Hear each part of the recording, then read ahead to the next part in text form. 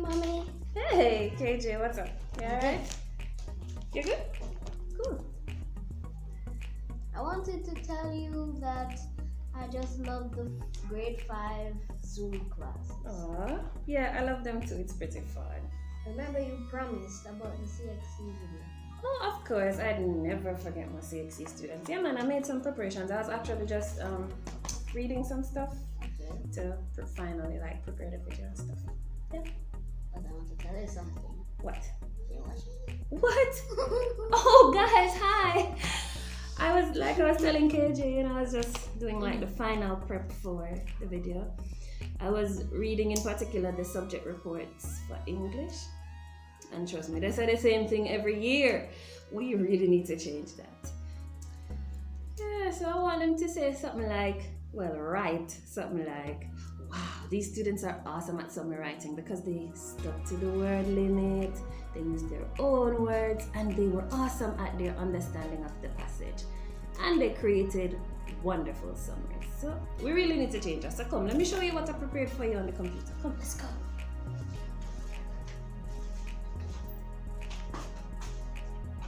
Guys, come. Right now, come.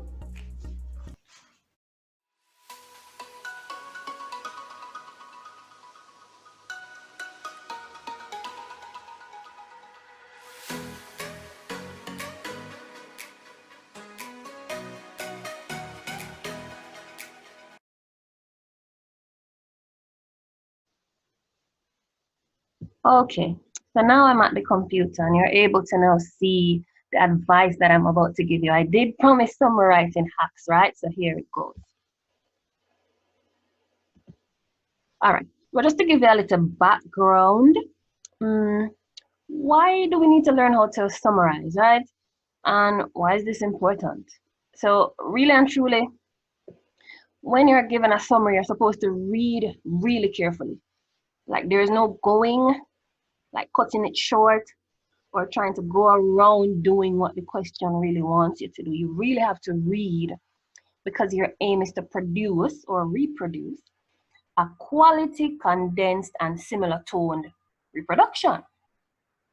And listen, when I say reproduction, I don't mean that you're going to create an identical offspring. Your summary or the baby that you're producing from the original should not be identical to the original one. So we have to get that out of our minds from day one. And let me tell you, summary writing is something that is very applicable in everyday life.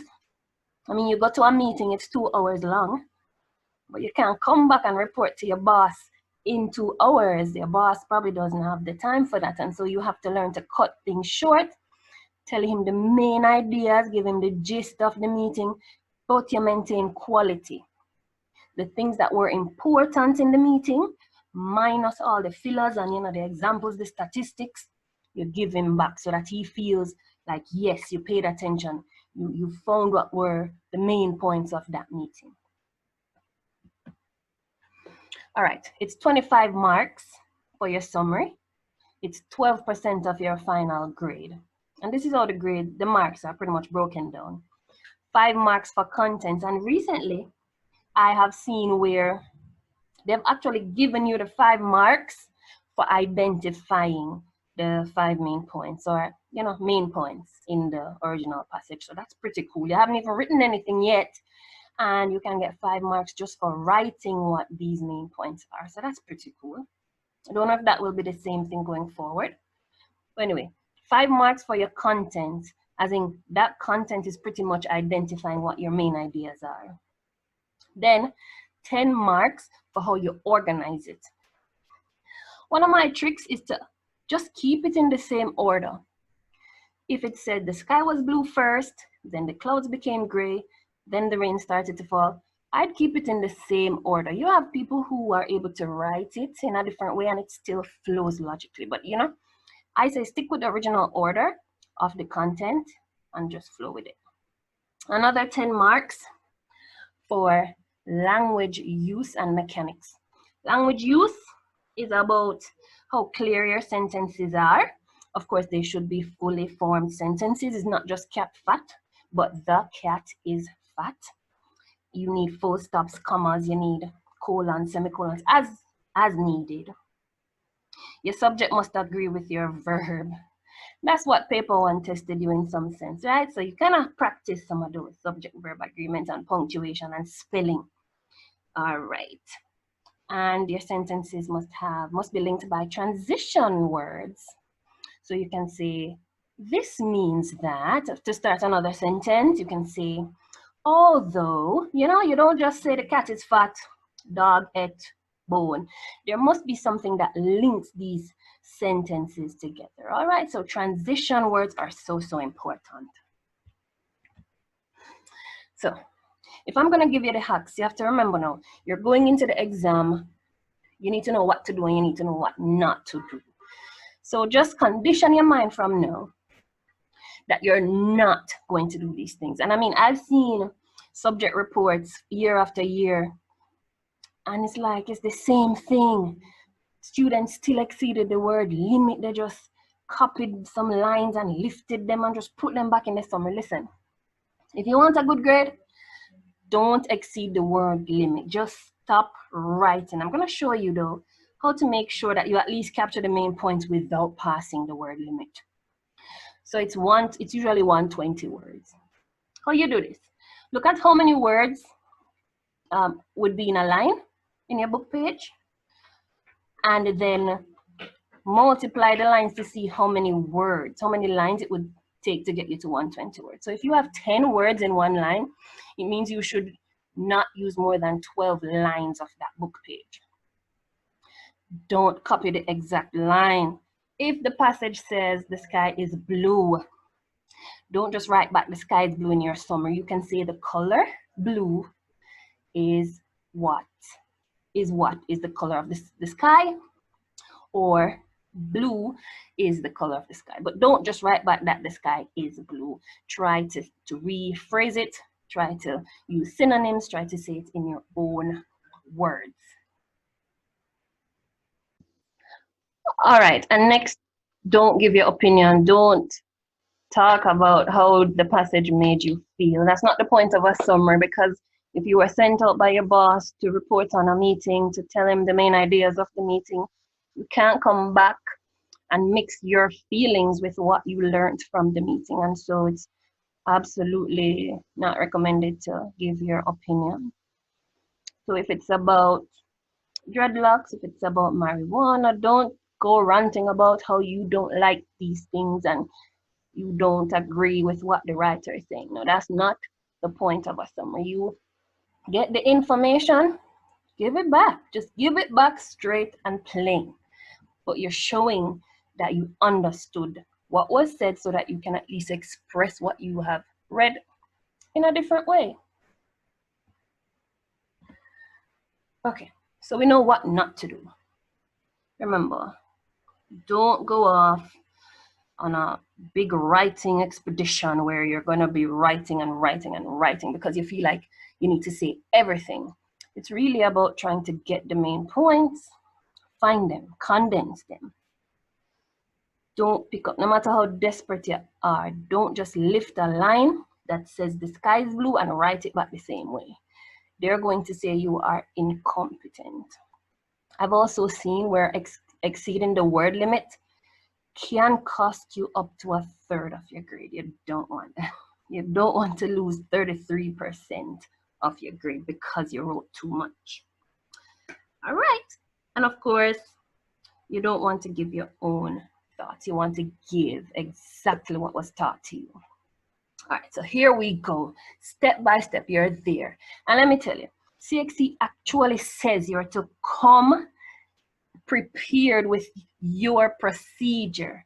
Like you're supposed to know exactly how to handle this.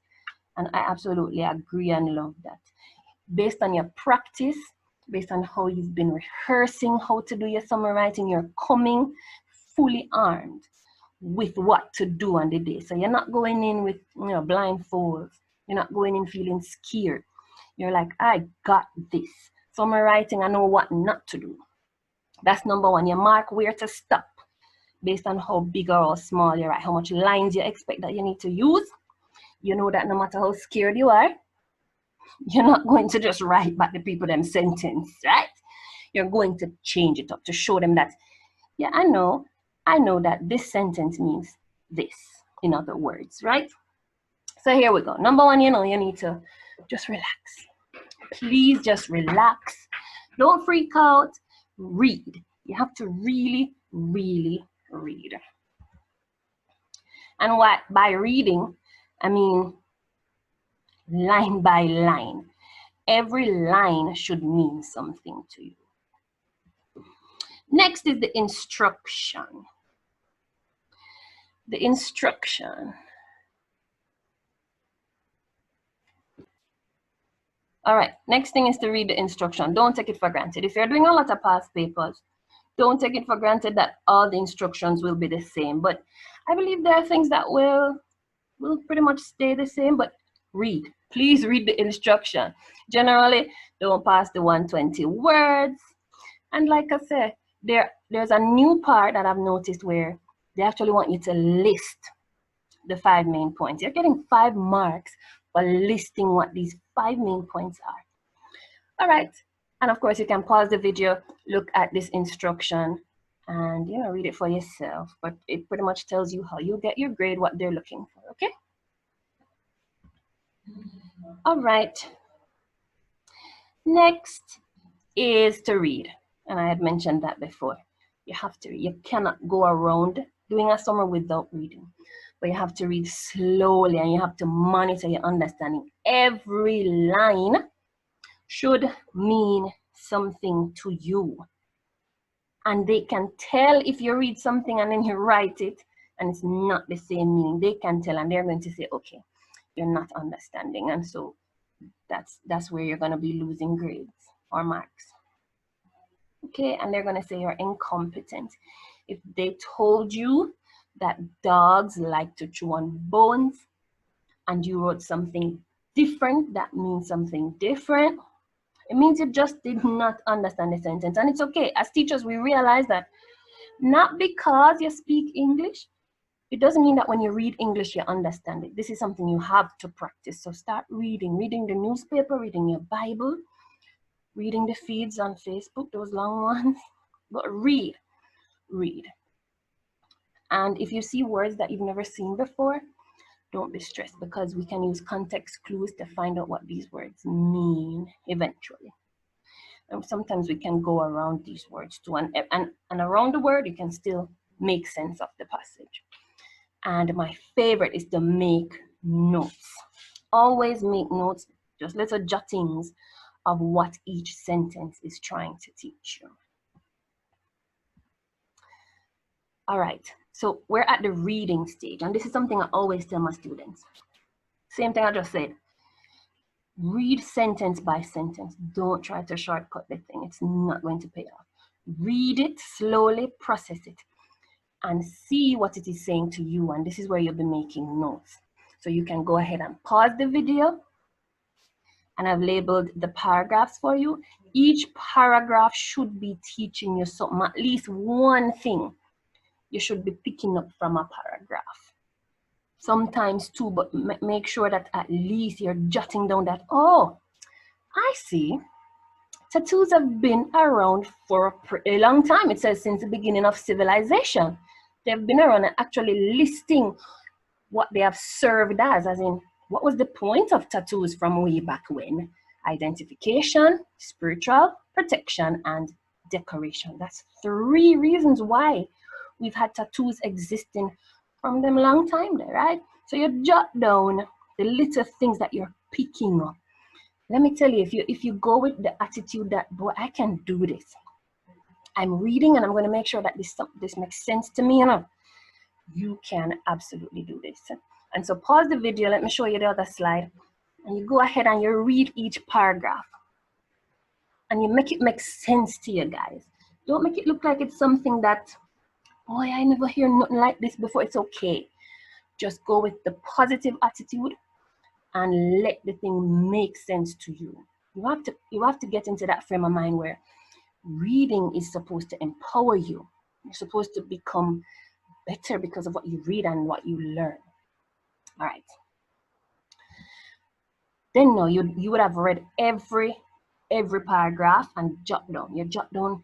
These are some of the examples of the things that would have come out just by reading each paragraph. I always tell my students, listen, number them. So paragraph 1, I picked up this and I picked up that. And it's these jottings, these notes that you would have made would not even be proper sentences, but they are going to have to become proper sentences when it's time to write the summary. So these are examples of what you would have picked up. See, from the first paragraph, you said early civilization. So from a long time, tattoos have been around, and they showed you why, or you know, why people had those tattoos, and it says that it's becoming popular again. It's becoming popular again, and these are things you're picking up. This when you make these notes and you put it in that little box on the paper, those markers say, yeah, man.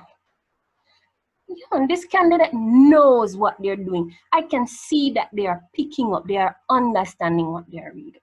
And this is awesome. You want to do notes, you want to make notes that show that you truly understand. And your notes, let me tell you something. Your notes shouldn't be the same sentences in the passage. That's not notes.